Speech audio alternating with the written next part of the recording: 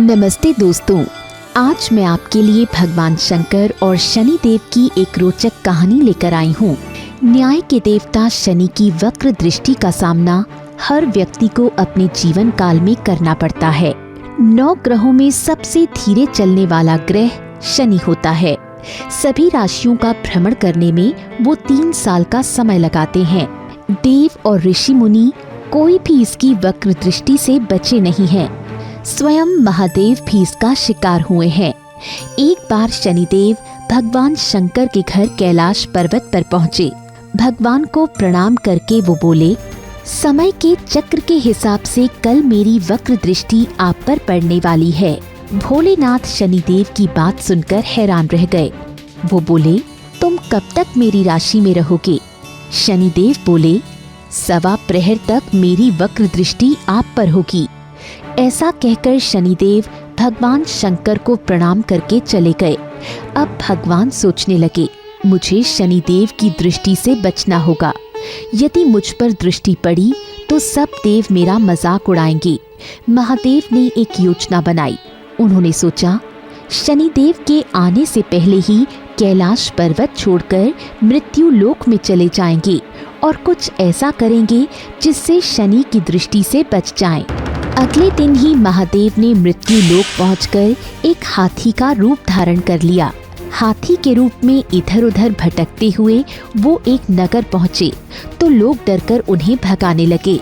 उन्हें हाथी के रूप में ही भोजन और जल ग्रहण करना पड़ा।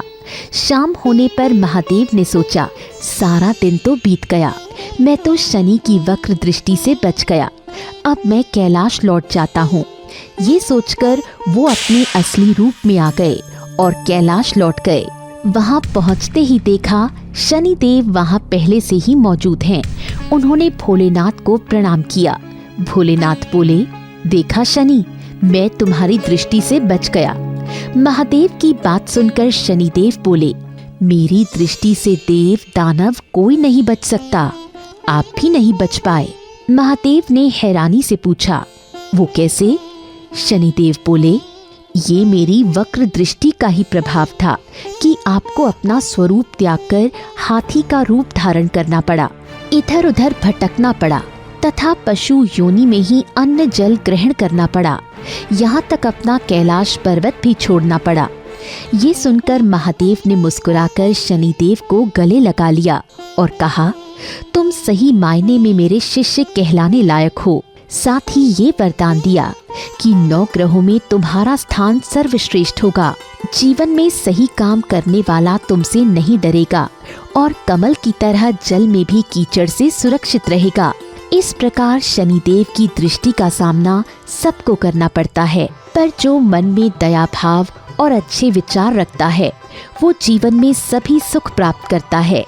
जो व्यक्ति शनिवार को पीपल के पेड़ में जल चढ़ाता है, काली वस्तुओं का दान करता है, गायत्री मंत्र का जाप करता है, पशु पक्षियों को अन्न जल देता है, चींटियों को आटा डालता है, शनि चालीसा पढ़ता है, शनि देव की कथा सुनता है, उस पर शनिदेव की कृपा बनी रहती है। तो दोस्तों, आपको ये कहानी कैसी लगी हमें कमेंट करके ज़रूर बताएं। ऐसी और भी कहानियाँ सुनने के लिए हमारे इस वीडियो को लाइक और शेयर करना ना भूलें। धन्यवाद।